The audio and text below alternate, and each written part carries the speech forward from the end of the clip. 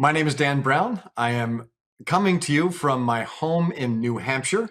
This is my library where I keep one copy of all of my books from around the world. And I call it the Fortress of Gratitude just because these books have enabled me to make great connections with publishers all over the world. A lot of people have asked me as a writer of an adult fiction, what drove me to want to write a children's book? And I guess the simple and most honest answer is that I'm kind of a kid at heart. I love picture books. I love reading to my nephews.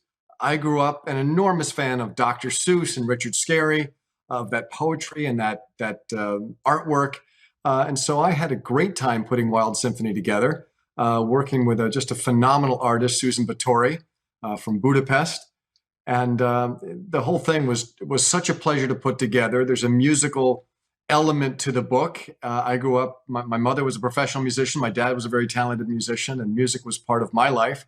And I actually thought I was going to be a professional musician for a while until I started writing books. And so Wild Symphony has been this really fun return to my first love of music. And my hope is that it instills in young people and people who are just young at heart a love of classical music.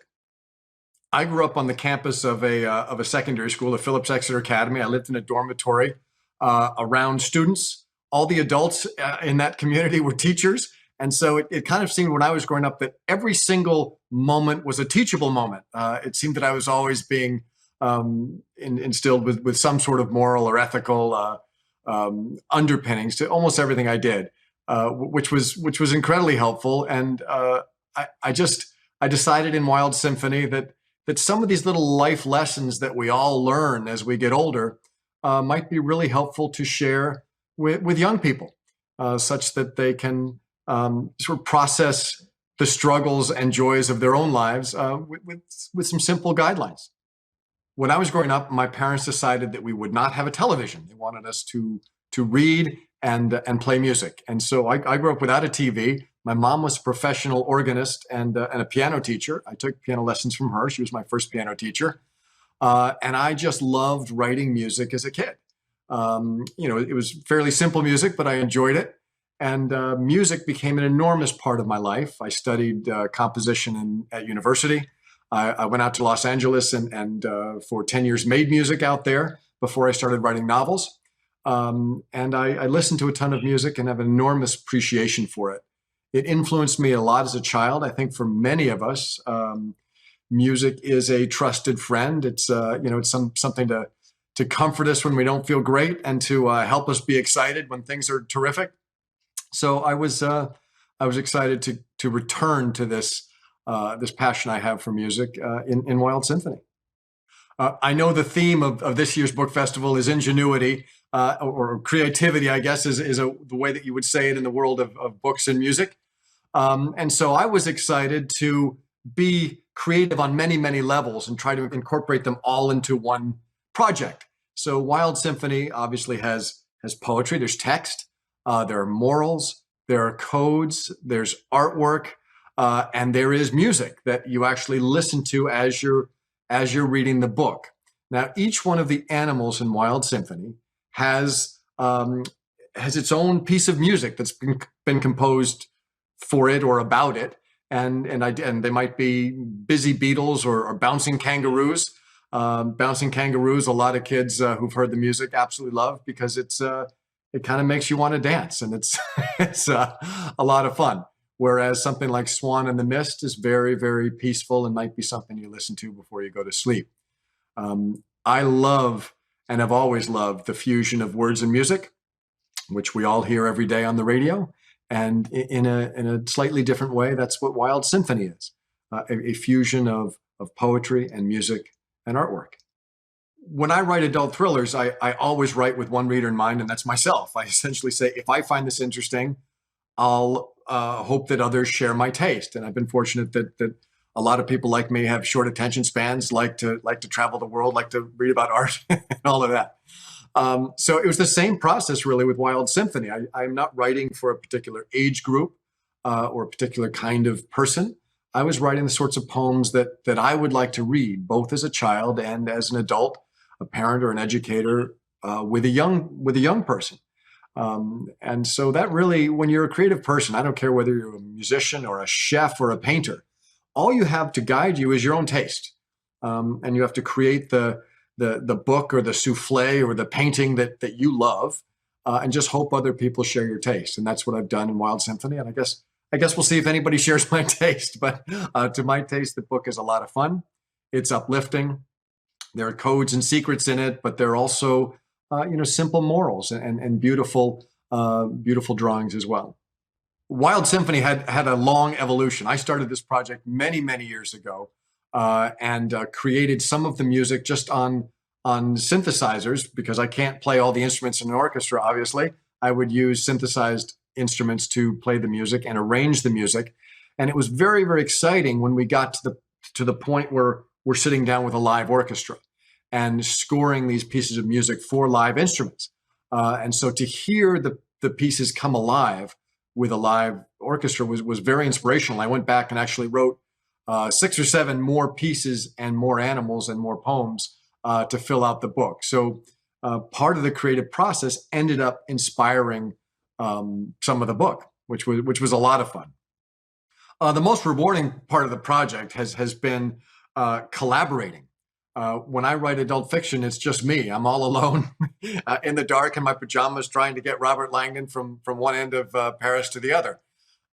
And with this project, I was working with an amazing illustrator, music producers who were incredibly helpful, orchestrators, and 80 or 90 musicians in an orchestra, along with an entire recording crew. So the entire process felt much different, felt more like making movies, which I've also done. I shouldn't say I've done it. I've stood on the sidelines and watched Ron Howard do it. And it's an enormously creative, collaborative project, which I had never experienced in my life as a writer of novels. And so to do a project that involved music and art and text was incredibly rewarding, that collaborative creativity. My hope for Wild Symphony is that it becomes a touchstone for parents and kids or educators and students to interact around themes of compassion and tolerance, to enjoy classically styled music and maybe hear instruments and styles of music they've never heard before. I do hope it becomes an educational tool. And of course, the best educational tools are those that nobody realizes are educational. We're just having fun doing it. And I think that Wild Symphony is also a lot of fun. The handful of kids who have seen the early edition won't let it out of their hands. I think most of the credit for that goes to Susan Battore, the artist, because the drawings really are absolutely captivating. But I have high hopes for the book, and I hope people enjoy it. America as a country has a very long, powerful tradition of creativity and ingenuity.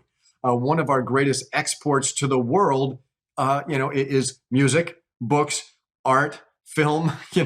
We are a creative country, and we're a young country and have built a very diverse, both demographically and creatively, population, which is very exciting, especially for those who are creative people and collaborators, to be able to interact with people who are not exactly like you are. With people who might have a different way of seeing things, might speak a different language or look different or have a different taste in music. One of the beautiful aspects of our country is that it is a melting pot. So when you get to talking about American ingenuity, we have the benefit of learning from each other during that creative process. I'm a huge fan of the Library of Congress. I've been there numerous times, and you guys have been very fortunate to give me backstage tours of things that probably not a lot of people don't see. My absolute favorite secret of the Library of Congress, which appeared in my novel, The Lost Symbol, is a conveyor belt that carries books from one building to another underground.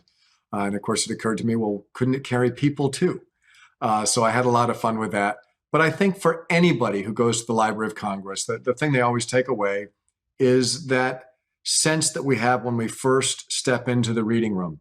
It is, as I said in the novel, it is considered the most beautiful room in the world by many writers. And I certainly, when I first saw it, felt the same way. And I was honored to be able to be in there. So thank you for that. And a final hope for Wild Symphony is that it inspires young people to dare to be creative, to dare to draw, to dare to write, to dare to make music. The creative process for me personally and for many people is the single most rewarding aspect of my life. To take something and create it out of nothing. You take a blank piece of paper and you create a world, or you take silence and you create a symphony. You take a blank piece of paper and create a whole world of drawings. So I do hope that there will be young people who read Wild Symphony and not only enjoy it, but think, you know what? I'd like to do something like that. I bet I could write poetry. I bet I could draw. I bet I can make music. So that would be a real bonus if the book inspired people to learn to love the creative process. Just in closing, I wanted to thank the Library of Congress for putting on this amazing festival. It is so important to celebrate books in our culture. We live in a world where we're increasingly tied to technology, and books in all of their forms are a reminder of where we come from and, in a real sense, where we're going. And I just I'm grateful that we're taking the time and you're taking the energy to celebrate books. Thank you.